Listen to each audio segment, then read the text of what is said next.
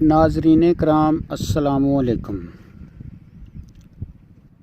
آج ہم اس ویڈیو میں سرکاری ملازمین کے حوالے سے بات کریں گے۔ ویڈیو شروع کرنے سے پہلے جن بھائیوں نے میرا یہ چینل سبسکرائب نہیں کیا ان سے گزارش ہے کہ وہ اس چینل کو سبسکرائب کر لیں اور بیل آئیکن کو بھی دبائیں۔ تو آغاز کرتے ہیں کہ 7 دسمبر 2023 کو جاری ہونے والے نوٹیفکیشن کے مطابق میڈیکل انفٹ ہونے والے ملازمین کے متعلق اب کیا چل رہا ہے، یعنی ان ملازمین کے بچوں کو ملازمت ملے گی یا نہیں، وہ اس بارے میں بھی فکر مند ہیں۔ اس نوٹیفکیشن میں 21 نومبر 2023 سے جو رول 17(1)(a) کو ڈسکنٹینیو کر دیا گیا تھا،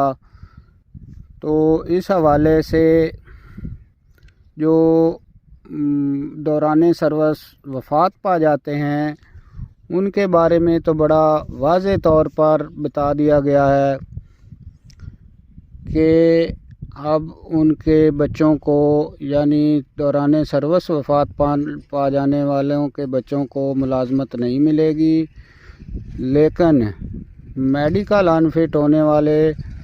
بھی اسی زمرے میں آتے ہیں، لیکن ان کے بارے میں یہ قانون خاموش ہے کہ ان کے بچوں کو ملازمت ملے گی یا نہیں۔ تو اس بارے میں وہ بہت فکر مند ہیں۔ اور مزید یہ بھی بتا دوں کہ اس نوٹیفکیشن میں بے پناہ طور پر مالی امداد میں اضافہ کر دیا گیا، یعنی 16 لاکھ سے لے کر جو 40 لاکھ تک رقم مختلف سکیلز میں ملتی تھی وہ 50 لاکھ سے لے کر 2 کروڑ تک کر دی گئی۔ سوال یہ پیدا ہوتا ہے کہ میڈیکل کے گراؤنڈ والوں پر اس نوٹیفکیشن کا اطلاق ہوگا یا نہیں۔ تو ابھی تک جو دفاتر میں کلیریکل سٹاف بیٹھا ہوا ہے تو وہ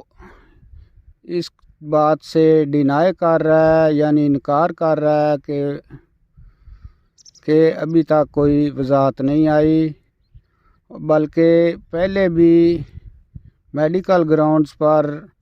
کچھ زیادتیاں ہوتی ہیں، لیکن یہ جو 21 نومبر 2023 سے پہلے میڈیکل گراؤنڈ پر ریٹائر ہونے والے حضرات کا تو رائٹ بنتا ہے قانونی طور پر 1974 کے قانون کے تحت کہ ان کو ملازمت دی جائے، تو وہ انشاءاللہ امید ہے کہ وہ انہیں ملے گی، لیکن اس کے بعد جو ہے اب ریگولیشن ونگ SNGAD کو لیٹر لکھ دیا گیا ہے کہ 7 دسمبر کو جاری ہونے والے نوٹیفکیشن میں میڈیکل انفٹ ملازمین کے بچوں کے بارے میں کوئی وضاحت نہیں ہے، تو یہ ریگولیشن ونگ SNGAD اس پر وضاحت جاری کرے، کیونکہ یہ ریگولیشن ونگ کا معاملہ ہے SNGAD کا، تو اس کو یہ لیٹر لکھ دیا گیا ہے، تو امید ہے کہ یہ تقریباً 1 مہینے تک یا 20 دن سے لے کر 1 ماہ تک اس کا جواب آ جائے گا، تو اس کا کوئی نہ کوئی حل نکلے گا اور یہ معاملہ حل ہو جائے گا۔ تو انشاءاللہ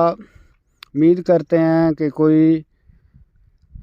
اچھا ہی حل نکلے۔ تو اب آپ سے اجازت چاہوں گا، اللہ حافظ۔